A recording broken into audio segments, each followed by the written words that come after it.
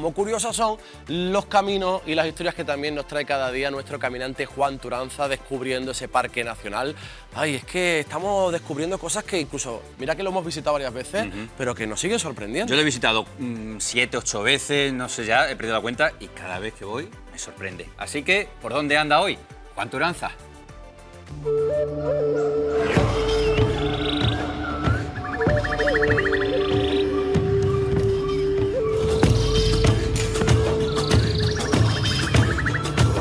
Vamos a recordar sin duda ese mapa, esa ruta, esa guía que nos marca siempre Juan para que no nos perdamos, pero esta vez muy sencilla. La ruta número 18 tiene un epicentro que es el Parque Nacional de Monfragüe y en él la cantidad de protagonistas que estamos descubriendo y que nos están contando, Juan Pedro, la historia del parque. Además que si nos perdemos conseguir el rastro de la presencia de los buitres leonados que coronan, que vigilan ese Parque Nacional de Monfragüe, llegamos, encontramos por ejemplo el Salto del Gitano. Hemos conocido esos rincones más turísticos, más disfrutones para el visitante, pero hoy vamos a conocer a esas personas que son responsables, que son culpables, entre comillas, de que el parque sea nacional y se conserve en el gran estado en que se encuentra, como Eusebio, vigilando las 24 horas del día. Paseando por el Parque Nacional, una de las cosas que venía pensando era toda la inversión, tanto personal como logística, que había que tener para preservar toda esta belleza de cara a los incendios, sobre todo ahora que se acercan las estaciones más colorosas del año. He venido a unas garitas de guardia y estoy con un agente rural, con Eusebio. Eusebio, muy buenas. Buenas tardes. Y Eusebio, ilústrame un poquito sobre este tema, porque yo imagino que prevenir incendios en una cantidad de hectáreas como esta, fácil no tiene que ser. No, fácil no es. Precisamente la semana pasada se activó en la época media de peligro de incendios forestales.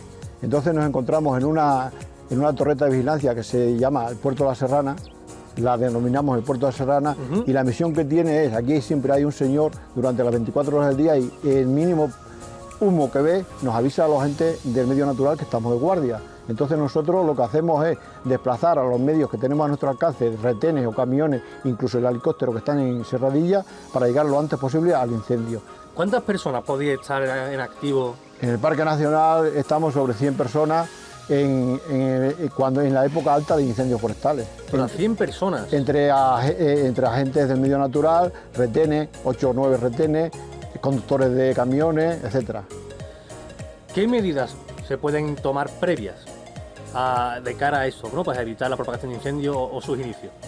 Como dice el dicho popular, los incendios de verano se apagan en invierno. Sí.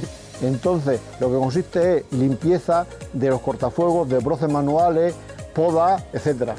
¿Por qué te parece si visitamos una de estas zonas de poda y vemos un poquito el método? Encantado. Pues, ¿sabes qué? Dime. Eusebio está a punto de jubilarse. Anda. Y eso que ha estado ahí más de 20 años dedicado a la extinción de incendios. Y ya que se va a jubilar, y que por supuesto va a echar de menos muchísimo el trabajo que ha realizado en este parque, Juan le va a intentar arrascar y arañar para preguntarle cuánto ha cambiado la extinción de incendios desde que era parque natural hasta lo que es hoy en día Algo muy importante. el Parque Nacional. Vamos a averiguarlo. Perfecto.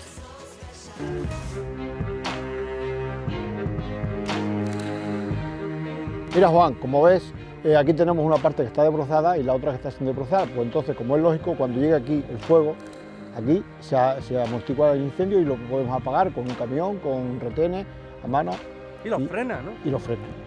Tenemos un espacio libre de matorral. ¿Cada cuántas veces se hacen estas labores de desbroce? Eso depende. Hay veces que lo tienes que hacer cada 2 o 3 años y otras veces nos podemos tirar 7 u 8 años sin hacer nada. Depende lo que haya crecido el matorral en ese tiempo. Tú me chivas por el camino que tú te jubilas ahora. ¿Cuántos años llevas tú aquí en el Parque Nacional? Pues yo llevo 20 años. 20 años. 20 años trabajando aquí en el Parque Nacional. O sea, que Nacional. tú esto te lo conocerás. ¿Cómo ha cambiado el parque en los últimos 20 años? El parque, yo cuando vine aquí no era parque nacional, era parque natural. El paso que se dio de parque natural a nacional fue importantísimo, porque si en el parque natural venían, por ejemplo, 50.000 personas al año, ahora pueden venir 100.000. Y hay días que nos podemos encontrar en el parque nacional con 2.000 personas. Bueno, yo imagino que para ti el hecho de cuidarlo y demás te daba igual, o sea, que le harás el mismo trabajo con la misma pasión, la misma ganas. Es lo mismo. Y teniendo esta oficina como tienes tú, que es preciosa, ¿lo vas a echar de menos? Claro que lo voy a echar de menos. pero hay que dar paso a la gente que viene detrás y que también tienen que trabajar. Eusebio, muchísimas gracias por enseñarme tu oficina y bueno, te veré por aquí, aunque ya sea de civil. Claro que me tienes que ver de civil, no sé si tú me verás, pero los compañeros me tienen que ver más de 2 veces, eso está claro. Un placer. Encantado, Juan. Y hasta pronto. Venga. Un abrazo muy grande, Eusebio. Ahí está, 20 años de vigilancia en el Parque Nacional de Monfragüe y también creado para la vigilancia fue la villa de Villarreal de San Carlos, el único, digamos, término, el único núcleo poblacional que hay en el término municipal de, bueno, en el término no, dentro del Parque Nacional de Monfragüe. Fue creado en el siglo XVIII, ¿para qué, Paco? Para controlar el paso, el trasiego y las fechorías de los bandoleros que por aquel entonces habitaban toda esta zona que estaba completamente despoblada. Las fechorías. Sí, sí.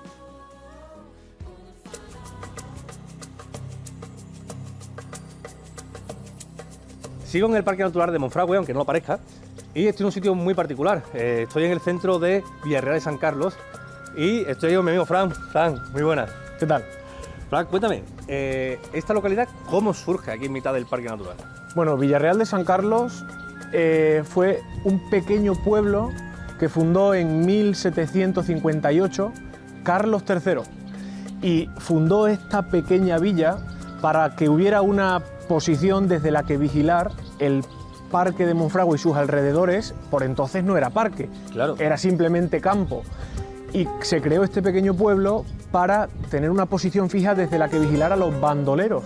Por eso del paso entre Plasencia y Trujillo, ¿no? Claro, a ver, esto es una zona donde hubo siempre muchos bandoleros porque estamos entre Plasencia y Trujillo y los carruajes con la recaudación de las haciendas de aquella época tenían que pasar obligatoriamente por aquí. Por tanto, se crea este pequeño pueblo para que desde aquí se controle toda esta zona. Y de ahí su nombre, imagino. Se llama Villarreal de San Carlos porque fue Carlos III el rey que mandó crear esto.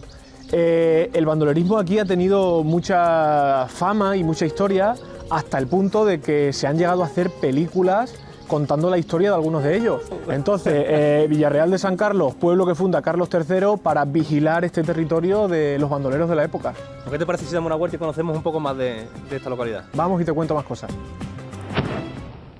Fíjate qué cosas tiene la historia, ¿no? Que en los años 60 esta localidad, este pueblo, fue un núcleo importante porque se construyeron los embalses del río Tietar y del Tajo, trabajadores, vecinos, etcétera. Y a la actualidad puede haber unos 6 vecinos Solo. en esta localidad. Aún así, es una de las paradas casi obligatorias. ¿Quién no ha ido de excursión de pequeño y ha ido a Villarreal a descubrir desde allí todo el Parque Nacional? Claro que sí. Así que seguimos por allí.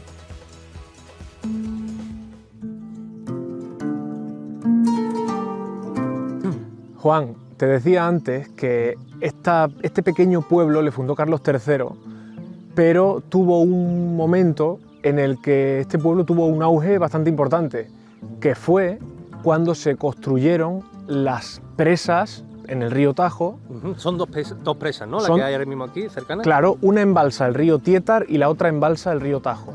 Y cuando se hicieron esas presas en el año 1960 aproximadamente, ahí trabajó mucha gente.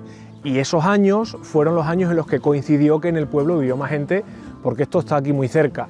Y ahora es Villarreal de San Carlos el único núcleo urbano que hay dentro de los límites del Parque Nacional de Monfragüe, el único pueblo que hay dentro del parque, y es el centro neurálgico de operaciones de este parque nacional.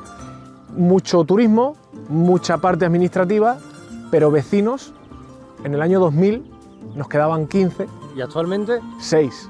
6 vecinos. Luego te voy a decir una cosa, serán 6, pero 6 privilegiados.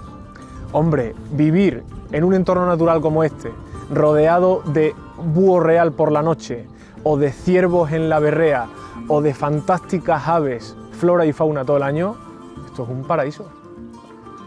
Pues, Fran, muchísimas gracias por enseñarme este maravilloso rincón dentro del Parque Nacional de Monfragüe. Y bueno, pues continúo mi ruta por aquí por el parque. Muy bien, que te vaya bien. Muchas gracias y un placer. A ti, Hasta pronto. adiós.